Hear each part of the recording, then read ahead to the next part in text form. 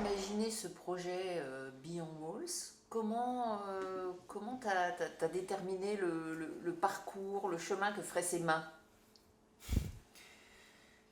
Bon, pour être vraiment honnête, finalement, quand je lance le projet global, tu vois, en me disant je vais faire le tour du monde, ça s'est fait un peu sur pas un coup de tête, mais je m'étais dit le concept il est incroyable et j'ai envie que ça dure. Et je trouve que créer la chaîne humaine au monde sur 5 ans qui fait le tour du monde et qui arrive de l'autre côté de la tour Eiffel, ça a du sens. Par contre, j'avais pas encore réfléchi à me dire où est-ce que je vais exactement aller, comment je vais le faire, etc. J'avais le concept global en me disant je veux faire 5 ans, je veux faire le tour du monde et revenir de l'autre côté de la tour Eiffel. C'était mon idée. Ensuite, du coup, il y a un mélange, à mon avis, d'opportunisme parce que finalement, on a envie d'impliquer les gens aussi. Donc, on leur dit ceux qui veulent nous ouvrir les portes avec un emplacement finalement qui fait sens, qui nous les ouvre et on sera super content. Il y a certains points que je veux absolument faire qui sont mythiques, comme ici cette étape à Berlin finalement, où je trouve que ça fait vraiment sens et je ne pouvais pas passer à côté de ça. Et il y a un autre truc aussi, c'est d'aller chercher les endroits où qu'on ne parle pas trop. Tu vois, c'est-à-dire que je fais un mélange aussi dans le choix des villes que je vais faire entre des choses qui sont mythiques, qui pour moi crédibilisent aussi le projet et finalement avec un impact à mon avis qui est hyper fort, mais aussi d'aller dans des endroits qu'on oublie complètement. Par exemple, cette année, on est à peu près certain d'aller en Ossétie, au sud de la Russie, qui est une sorte de région perdue dans les montagnes au nord de la Géorgie qui est très peu connue. Et pareil, Burkina Faso, qui est un pays qui est à l'heure actuelle assez en crise et qui traverse un moment de l'histoire qui est compliqué. Et je trouve que c'est intéressant de pouvoir aller dans des endroits qu'on parle peu et d'autres endroits auxquels on parle beaucoup plus. Et cette logique-là, je sais pas, je trouve qu'elle est belle. Et alors ici, il y a eu aussi la rencontre avec ce galeriste qui a compris que ton travail devait passer par ici.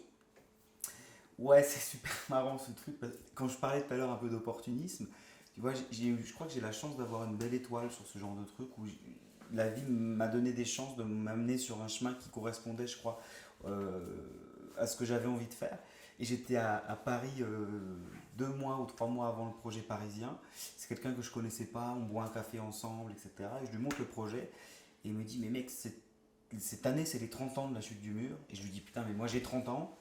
Mon projet s'appelle Beyond Walls. Comment je ne peux pas passer aux côté de ça? Et puis après, du coup, je dis non, mais hein, est-ce que tu as des contacts sur Berlin? Est-ce que tu peux m'aider? Et après, j'ai pas lâché l'affaire pendant des mois et des mois et des mois et des mois pour arriver ici. C'était un peu l'idée. Et Paris, alors parce qu'on ne va pas revenir sur l'étape parisienne, mais tu as le sentiment qu'il y a eu un avant et un après Paris, en tout cas en termes de crédibilité, de notoriété. Ouais, je sais pas si c'est ce que je cherchais de base. C'était aussi de lancer le projet. Après, j'ai eu la chance, tu vois, la même année d'avoir été. Et je sais pas si c'est que Paris. Par contre, c'est sûr que ça m'a aidé dans ma carrière artistique parce que je pense qu'on a été sur un symbole fort.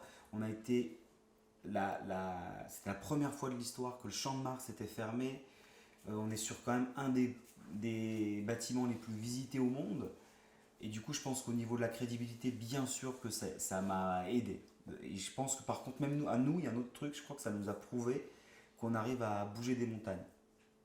Parce C'est que là, bête, c'est ici, fort de se dire, c'est con, mais je trouve que c'est super fort de se dire, on est les premiers groupes finalement, et je suis le premier artiste à pu avoir bloqué le Champ de Mars dans toute l'histoire du Champ de Mars. C'est dingue, tu vois, de se dire ça. Même c'est pas de l'ego trip ce que je dis, mais en tout cas j'en suis fier et je suis trop content d'avoir eu cette chance-là. et du coup, après, quand on arrive et qu'on dit, bah voilà, voilà ce que j'ai fait au Champ de Mars, ça donne envie aux autres villes, non? Ouais, ça c'était le but aussi, je pense, de se dire on part sur un truc qui fait sens et qui est un symbole fort. Et l'idée c'était aussi justement que les gens se rattachent à ce projet-là en se disant ouah punaise, ils ont fait le pied de la Tour Eiffel, un édifice qui est justement hyper symbolique. On a aussi envie d'accueillir le projet chez nous. C'était aussi pour ça, je pense que j'ai vraiment insisté pour que le projet commence à Paris.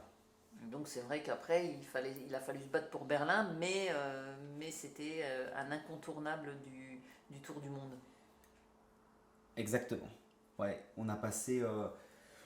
j'ai passé 6 mois à peu près à discuter avec la ville, trouver les autres. C'est souvent des choses. En plus, je m'y prends un peu tard, mais du coup, effectivement, c'est vrai que c'est souvent long et compliqué quand on doit rentrer dans le circuit de l'administration qui prend du temps, etc., etc. Ça, c'est une énergie forte. Et je fais tout en interne. Du coup, il y a une fierté de s'inscrire dans tout ce, tout ce groupe d'artistes, on a vu tout à l'heure au pied de la porte de Brandebourg, qui sont venus célébrer cette chute il y a 30 ans. Ouais, clairement, je pense. C'est une fierté personnelle aussi par le fait de mon âge, c'est con à dire, mais tu vois, comme j'ai le même année, je trouve qu'il y avait tout qui était réuni pour que je sois là, dans ces festivités. Je pense que dans la symbolique, c'est vraiment hyper fort. Les 30 ans, c'est bête, ça c'est pareil, c'est une vue de l'esprit, hein, mais c'est un chiffre rond. Et du coup, c'est vrai que cette année, ils ont mis le paquet sur des grosses festivités, etc. Et pouvoir faire partie finalement de cette dynamique des commémorations, pour moi, c'est clair que c'est une fierté. En plus d'avoir réussi, c'est bête à dire, mais tu vois, tout seul, aller pousser les portes, prouver qu'on avait envie, on était un groupe qui aimait l'aventure et qui avait envie de faire des choses euh, pour la bienveillance, la liberté, etc. dans le monde.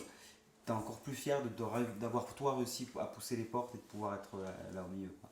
Alors du coup, quand on vient ici, parce que c'est la première fois que tu viens ici, c'est la Ouais. première fois, qu'on te voit devant les photos de ce 9 novembre historique, etc., on se dit, waouh, c'était super, mais, mais tout ce qui reste dans le monde, qui, qui, qui, qui n'est pas allé dans le bon sens, en fait, ça fait réfléchir quand même. Ouais, justement, je trouve qu'une fois de plus, je fais partie d'une génération qui n'avons pas connu ça, en tout cas pas en Occident. Et du coup, je pense que c'est compliqué même à comprendre ce que peuvent vivre les autres gens. Et là, d'être confronté aux histoires, même si on peut se l'imaginer un petit peu, être confronté aux histoires d'époque et se dire que finalement, il y a des gens qui ont vécu ça, mais qui le vivent aussi maintenant. Et je trouve que ce qui est important quand je vois ça, j'aime pas trop remuer l'histoire. C'est-à-dire que je trouve qu'on n'avance pas si on remue l'histoire. Par contre, c'est quand même important d'un moment donné euh, avoir une idée de ce qui a pu se passer pour comprendre ce qu'on doit plus faire, peut-être en tout cas. Éviter l'amnésie, je dis souvent, tu vois, d'éviter l'amnésie de ce qui s'est passé à un moment donné. Et je trouve que c'est important de pouvoir voir ce qui s'est passé pour pouvoir défendre les valeurs qu'on veut avoir demain, quoi.